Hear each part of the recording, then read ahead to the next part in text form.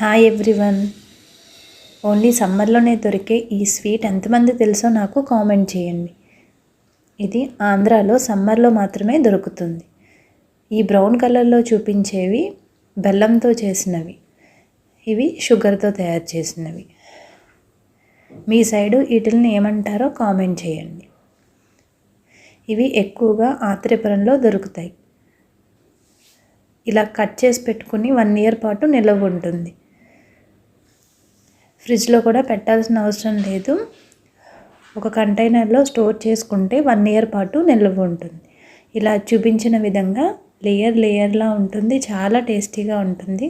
మీ side దీన్ని ఏమంటారో నాకు కామెంట్ చేయండి. ఇలాంటి మోర్ వీడియోస్ కోసం మన ఛానల్ని సబ్స్క్రైబ్ చేయండి.